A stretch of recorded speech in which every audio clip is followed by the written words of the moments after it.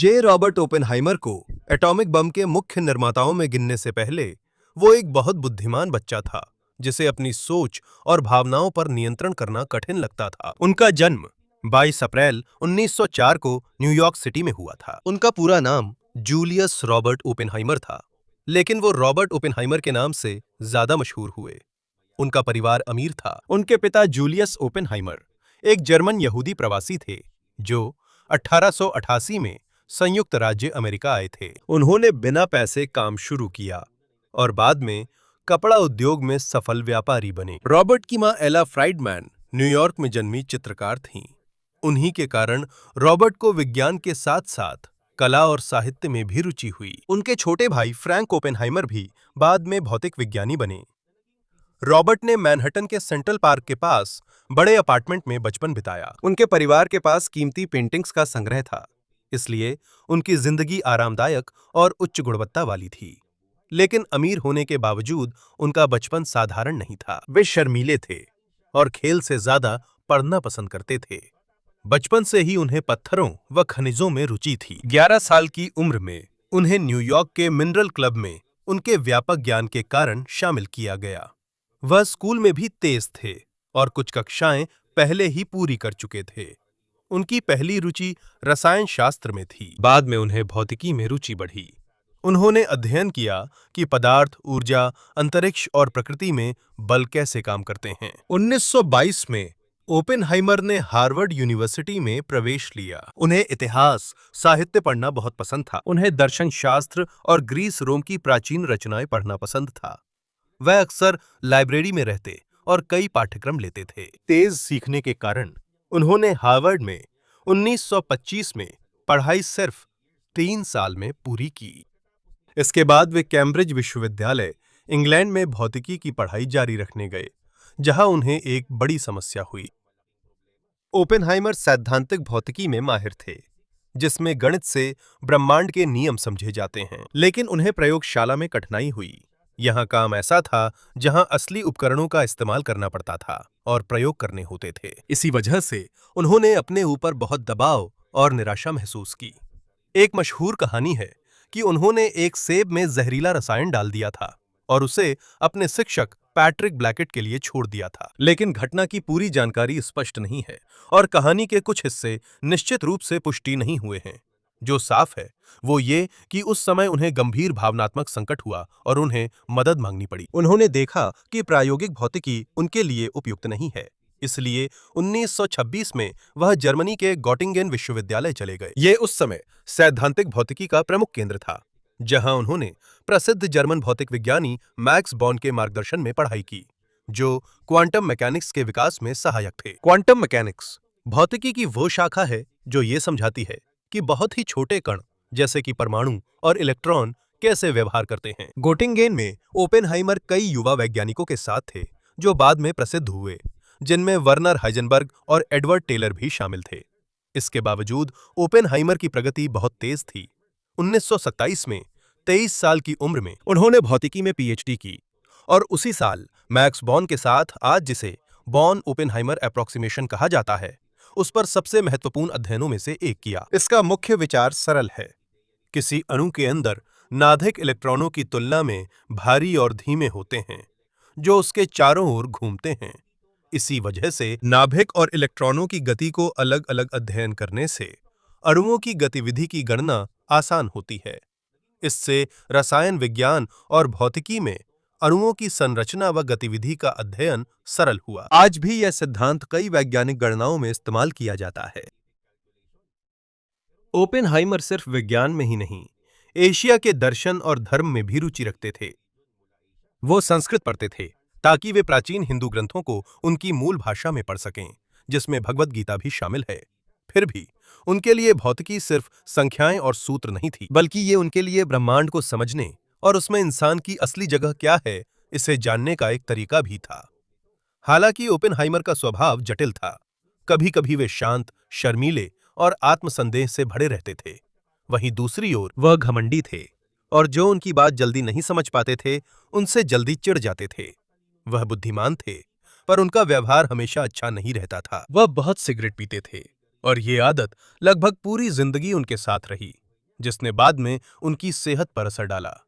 कम उम्र में ही ओपेनहाइमर ने दिखा दिया कि वह साधारण वैज्ञानिक नहीं है।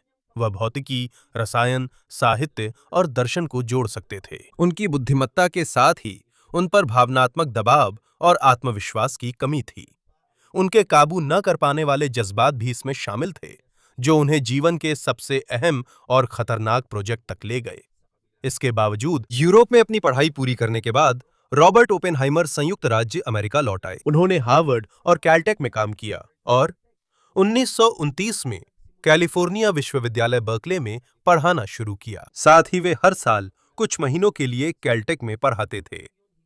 तब अमेरिका में सैद्धांतिक भौतिकी इतनी मजबूत नहीं थी। कई अमेरिकी वैज्ञानिक यूरोप जाते थे ताकि परमाणुओं और क्वांटम मैकेनिक्स के बारे में नई थ्योरी सीख सकें। ओपेनहाइमर ने इसमें बड़ा योगदान दिया। बर्कले में उन्होंने होनहार छात्रों और युवा भौतिकविदों का एक समूह बनाया। वे परमाणु संबंधी कठिन सवालों पर चर्चा के लिए इकट्ठा होते थे। विकिरण और तारों के बारे में ओपेनहाइमर बहुत तेज बोलते और सोचते थे। उनके छात्रों के लिए तालमेल बिठाना मुश्किल था, लेकिन कई उनकी पढ़ाने की शैली से प्रभावित थे। वे सिर्फ उत्तर नहीं बताते थे, वे अपने छात्रों को यह महसूस कराते थे कि वे भी नए ज्ञान की खोज में उनके साथ हैं। इसी वजह से बर्कले संयुक्त राज्य अमेरिका में सैद्धांतिक भौतिकी के प्रमुख केंद्रों में से एक बन गया। ओपेनहाइमर ने भी महत्वपूर्ण शोध किए। उन्होंने पॉजिट्रॉन पर काम किया, जो इलेक्ट्रॉन जैसा लेकिन धनात्मक आवेश वाला कण है। उन्होंने मेल्बा फिलिप्स के साथ भी सहयोग किया। मेल्बा फिलिप्स उस समय संयुक्त राज्य अमेरिका में कुछ महिला भौतिकविदों में से एक थीं। 1935 में उन्होंने दिखाया कि कैसे ड्यूटेरॉन, जो प्रोटॉन और न्यूट्रॉन से बना एक प्रकार का कण है, न्यूक्लियर रिएक्शन का कारण बन सकता है। इसे ओपेनहाइमर फिलिप्स प्रक्रिया कहते हैं। इस अध्ययन ने वैज्ञानिकों को यह समझने में मदद की कि जब किसी परमाणु के नाभिक पर कोई अन्य कण टकराता है तो वह कैसे बदलता है। जैसे जैसे विज्ञान में उनका नाम बढ़ता गया, ओपेनहाइमर का निजी जीवन उस समय काफी जटिल था। उस समय उन्हें तपेदिक हो गया था। ये बीमारी खासकर फेफड़ों को प्रभावित करती थी, इसलिए वे अक्सर आराम के लिए न्यू मैक्सिको के सूखे इलाके जाते थे। उन्हें वो जगह पसंद आई और वहां एक रैंच खरीदी। बाद में न्यू मैक्सिको उनकी सबसे बड़ी परियोजना के लिए महत्वपूर्ण रहा। 1930 के दशक में उनका जीन टेटलॉक से संबंध बना। जीन ने मनोचिकित्सा की पढ़ाई की और डॉक्टर बनी। वो बहुत बुद्धिमान थीं, लेकिन गहरे अवसाद से भी गुजरीं। वो संयुक्त राज्य अमेरिका की कम्युनिस्ट पार्टी के काफी करीब थीं। ये एक राजनीतिक समूह था जो साम्यवादी व्यवस्था में विश्वास करता था। ये इसलिए महत्वपूर्ण है क्योंकि आने वाले वर्षों में ओपेनहाइमर के खिलाफ जीन और कम्युनिस्ट पार्टी से जुड़े अन्य लोगों से उनके संबंधों का इस्तेमाल किया जाएगा, जिनका कम्युनिस्ट पार्टी से संबंध था। उनका रिश्ता गहरा और उलझा था। वे कई बार अलग होकर फिर मिले। बाद में ओपेनहाइमर ने कैथरीन पेनिंग हैरिसन किटी से मुलाकात की। किटी ने जीव विज्ञान और वनस्पति विज्ञान में पढ़ाई की थी और नवंबर 1940 में किटी और ओपेनहाइमर की शादी हुई। उनके 2 बच्चे हुए, पीटर और कैथरीन, जिसे टोनी भी कहा जाता था। अब हालांकि ऐसी रिपोर्टें हैं कि ओपेनहाइमर की शादी के बाद भी कभी-कभी मुलाकात होती थी। जीन की मृत्यु जनवरी 1944 में 30 साल की उम्र में हो गई थी। उनकी मृत्यु को आत्महत्या माना जाता है।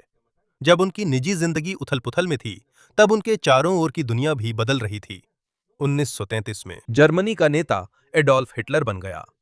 हिटलर नाजी पार्टी का नेता था। ये एक हिंसक और नस्लवादी राजनीतिक समूह था, जो मानता था कि तथाकथित आर्य नस्ल श्रेष्ठ है और यहूदी, विकलांग, राजनीतिक विरोधी व अन्य समूहों को दुश्मन मानता था। ओपेनहाइमर का यहूदी परिवार होने के कारण नाजी जर्मनी उनके लिए व्यक्तिगत खतरा था।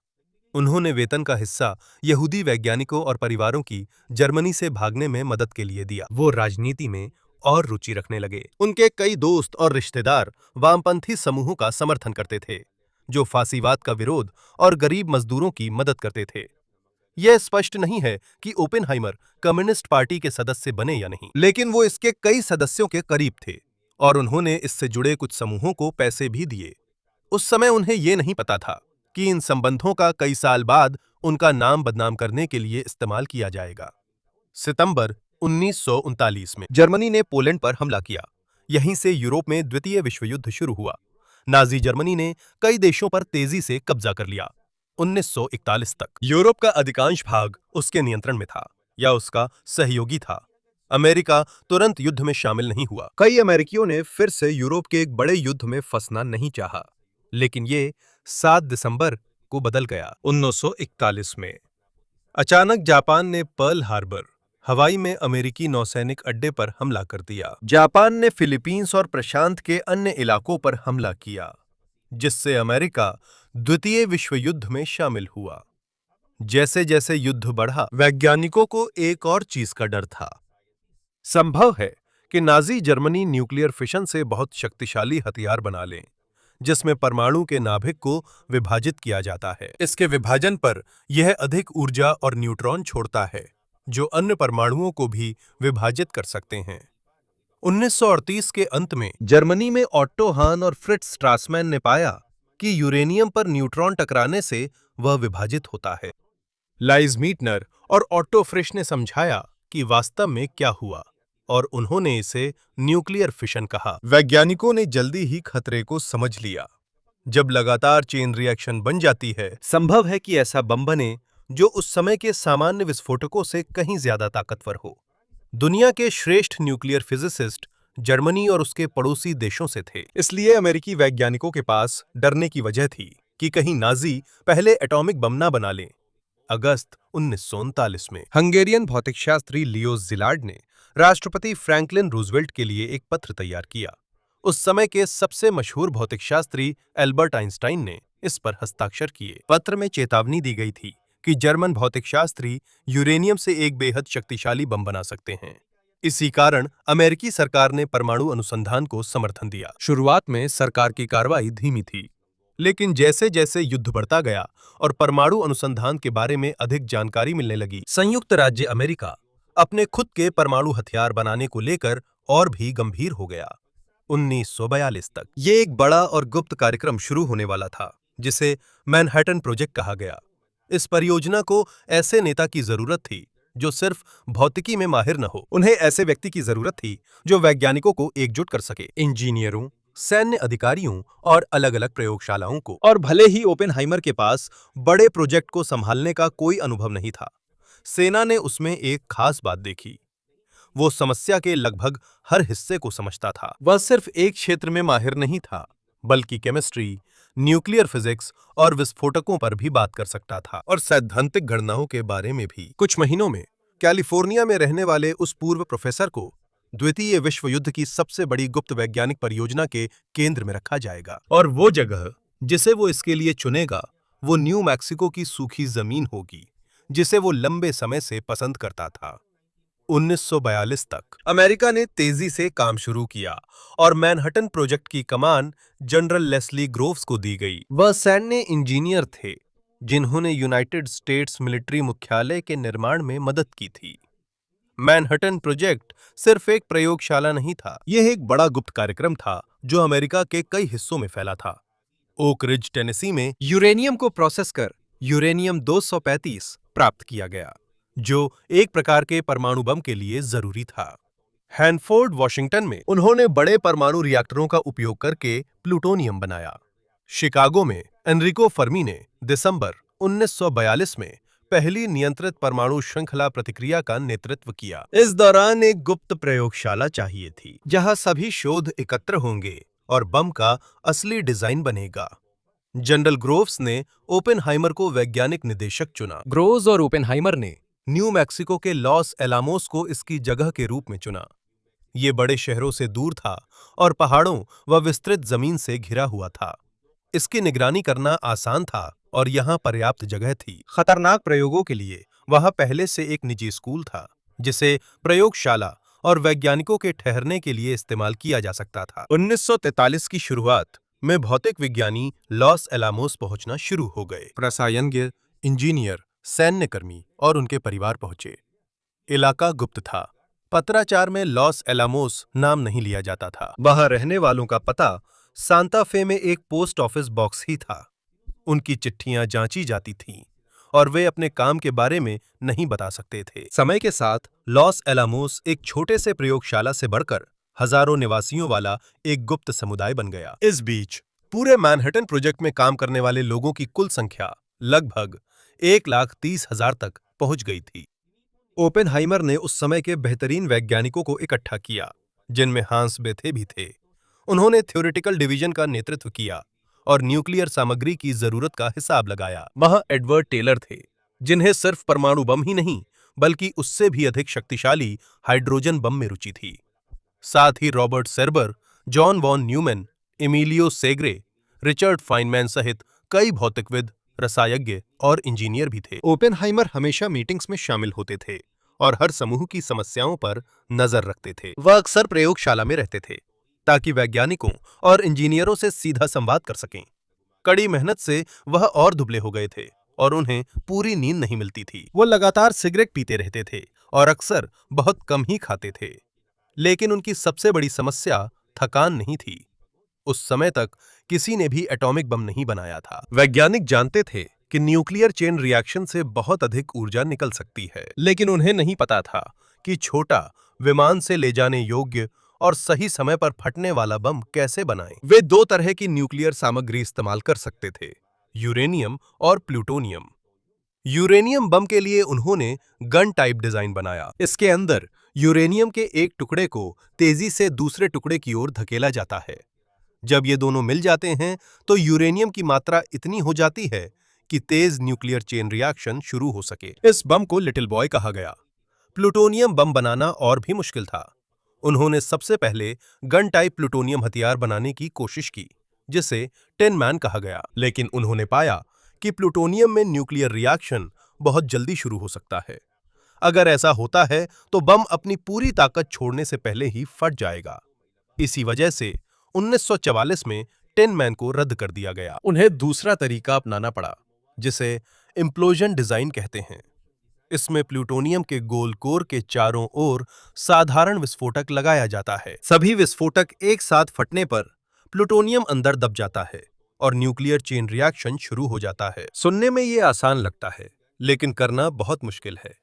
हर तरफ विस्फोट एकदम एक साथ होना चाहिए।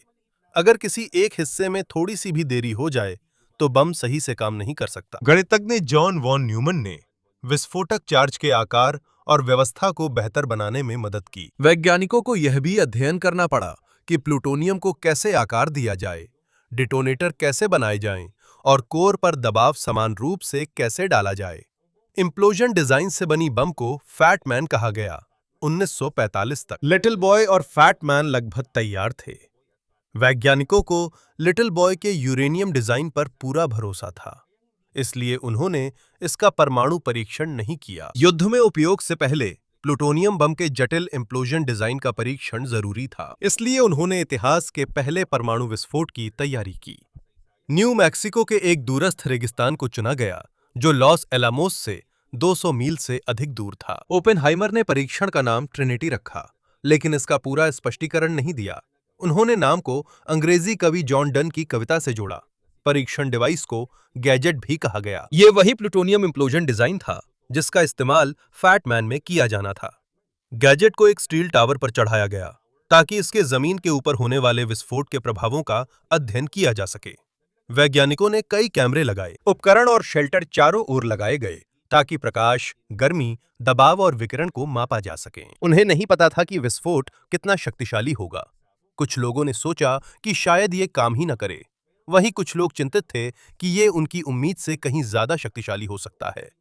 16 जुलाई 1945 की सुबह वैज्ञानिक और सैन्य अधिकारी रेगिस्तान में बारिश और बिजली के बीच इंतजार कर रहे थे।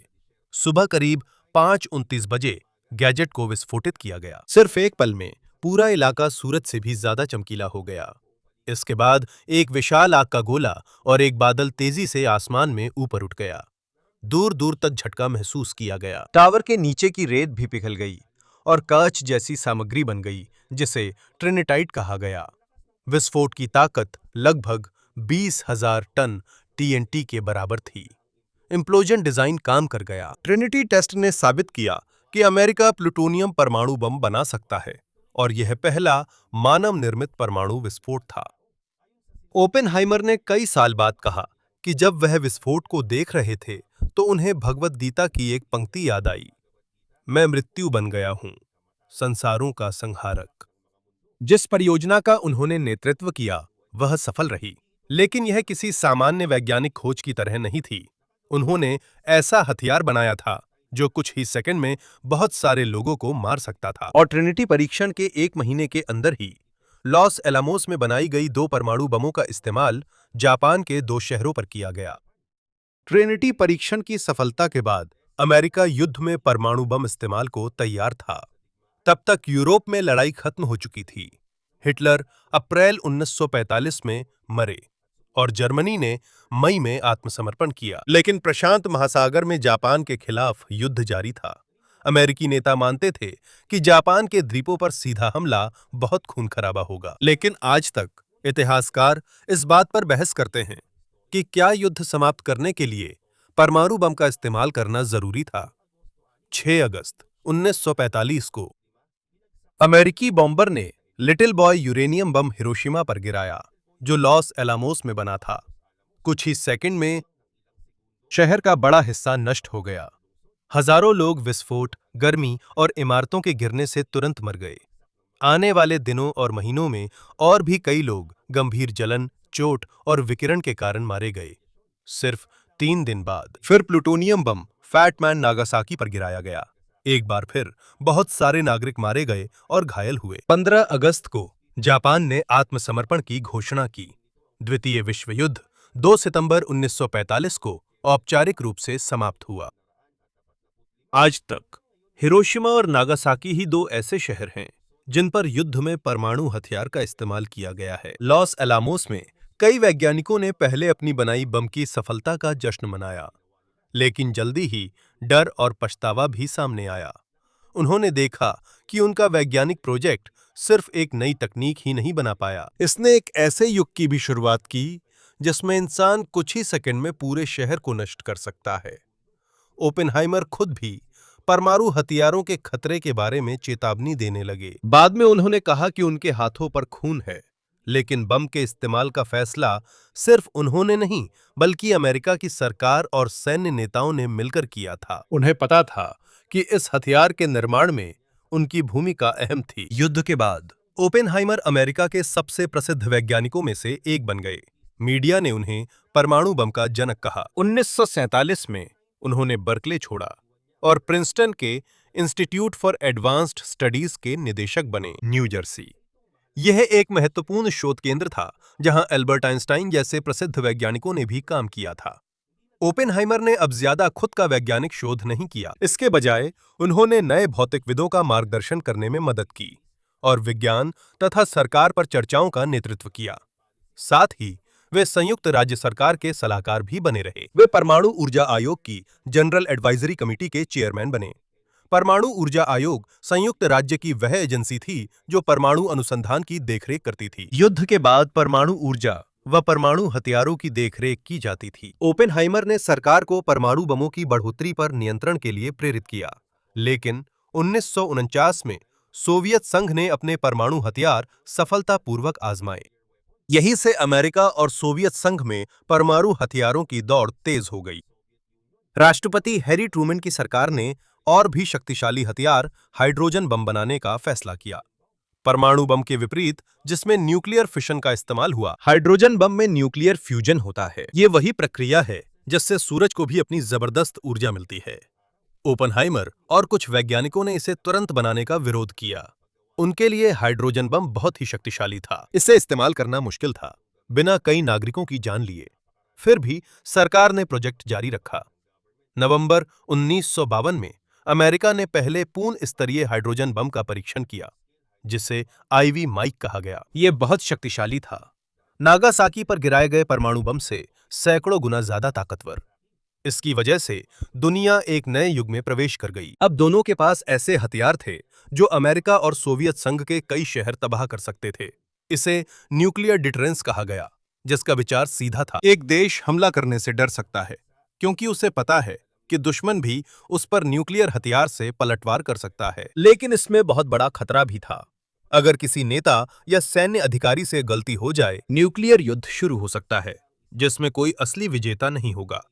जब ओपेनहाइमर शक्तिशाली बमों का विरोध कर रहे थे, उसी समय अमेरिका की राजनीति बदल रही थी। 1950 के शुरुआती वर्षों में कम्युनिज्म का डर बढ़ गया था। सरकार ने उन लोगों की जांच शुरू कर दी जिन्हें कम्युनिस्ट पार्टी या सोवियत संघ से जुड़े होने का संदेह था। अपने पुराने दोस्तों, राजनीतिक दान और जीन टेटलॉक से संबंधों के कारण ओपेनहाइमर का अतीत बार-बार खोला गया। वो वैज्ञानिक जिसे कभी अमेरिका का हीरो माना गया था, अब अपने ही देश के लिए संभावित खतरे के रूप में देखा जाने लगा। 1950 के शुरुआती वर्षों में संयुक्त राज्य अमेरिका में कम्युनिज्म का डर बढ़ गया।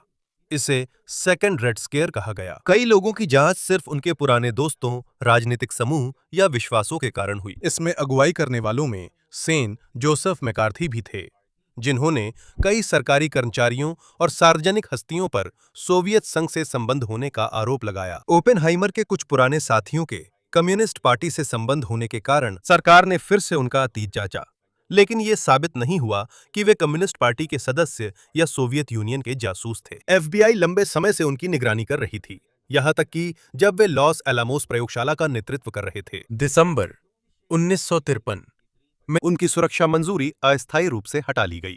सुरक्षा मंजूरी सरकारी गुप्त दस्तावेज देखने की अनुमति होती है। ओपेनहाइमर ने चुपचाप इस्तीफा देने से इनकार कर दिया। उन्होंने अपना नाम बचाने के लिए औपचारिक सुनवाई की मांग की। ये सुनवाई 1954 में आयोजित की गई थी। उनसे उनके पुराने दोस्तों, राजनीतिक दान के बारे में पूछा गया। उनसे जीन टेटलॉक से संबंध और हाइड्रोजन बम के निर्माण के विरोध पर सवाल हुए। उनके खिलाफ एडवर्ड टेलर जैसे पूर्व सहयोगी ने गवाही दी। टेलर ने कहा कि वह ओपेनहाइमर को गद्दार नहीं मानते, लेकिन देश के अहम फैसले किसी और के हाथ में हों तो देश ज्यादा सुरक्षित रहेगा। इस गवाही का बड़ा असर पड़ा। ओपेनहाइमर की सुरक्षा मंजूरी हटा ली गई, लेकिन उन्हें जेल नहीं भेजा गया और न ही उन्हें जासूस साबित किया गया। लेकिन उन्होंने अमेरिका की परमाणु नीति बनाने की शक्ति खो दी। कई वैज्ञानिकों के लिए उनके अनुसार ओपेनहाइमर को जासूसी नहीं, बल्कि पुराने संबंधों और परमाणु हथियार कार्यक्रमों का विरोध करने पर सजा मिली। उन्होंने प्रिंसटन में इंस्टीट्यूट फॉर एडवांस्ड स्टडी का नेतृत्व जारी रखा, लेकिन सरकार में उनका आत्मविश्वास और प्रतिष्ठा टूट चुकी थी। वह अक्सर Saint John's, US Virgin Islands जाते थे, जहां उनके परिवार ने समुद्र किनारे जमीन खरीदी थी। संयुक्त राज्य के बाहर उन्हें सम्मान मिला। 1957 में फ्रांस ने उन्हें लीजन ऑफ ऑनर दिया। 1962 में उन्हें ब्रिटेन की रॉयल सोसाइटी का विदेशी सदस्य बनाया गया। समय के साथ अधिक अमेरिकियों ने देखा कि सेकेंड रेड स्केयर के दौरान डर और उत्पीड़न बहुत ज्यादा हो गया था। 1963 में ओपेनहाइमर को एनरिको फर्मी अवार्ड से सम्मानित किया गया। यह अमेरिका का परमाणु विज्ञान में सबसे ऊंचे सम्मानों में से एक है। राष्ट्रपति जॉन एफ कैनेडी ने इस सम्मान की शुरुआत की। उनकी हत्या के बाद राष्ट्रपति लिंडन जॉनसन ने यह पुरस्कार व्यक्तिगत रूप से दिया। इससे ओपेनहाइमर की सुरक्षा मंजूरी वापस नहीं मिली, लेकिन यह स्पष्ट रूप से उनके विज्ञान और संयुक्त राज्य अमेरिका के लिए उनके महत्वपूर्ण योगदान की सराहना थी। इसके बाद वह ज्यादा समय तक जीवित नहीं रहे। लंबे समय और भारी धूम्रपान के कारण उन्हें 1965 में गले का कैंसर हो गया। उन्होंने इलाज करवाया, लेकिन वो ठीक नहीं हो सके। रॉबर्ट ओपेनहाइमर का निधन 18 फरवरी 1967 को प्रिंसटन स्थित अपने घर में हुआ। वह 62 साल के थे। 600 से अधिक वैज्ञानिक, सैन्य अधिकारी, दोस्त और पूर्व सहयोगी उनकी स्मृति सभा में शामिल हुए। बाद में उनकी पत्नी ने उनकी राख सेंट जॉन के पास समुद्र में प्रवाहित की। ओपेनहाइमर को नोबेल पुरस्कार नहीं मिला, हालांकि वे महत्वपूर्ण वैज्ञानिक थे। उन्होंने क्वांटम भौतिकी, परमाणु विज्ञान और तारों के अध्ययन में बड़ा योगदान दिया, लेकिन नोबेल पुरस्कार आमतौर पर किसी स्पष्ट और निश्चित खोज के लिए दिया जाता है। ओपेनहाइमर की सबसे बड़ी क्षमता सिर्फ अपनी खुद की थ्योरी बनाना नहीं थी।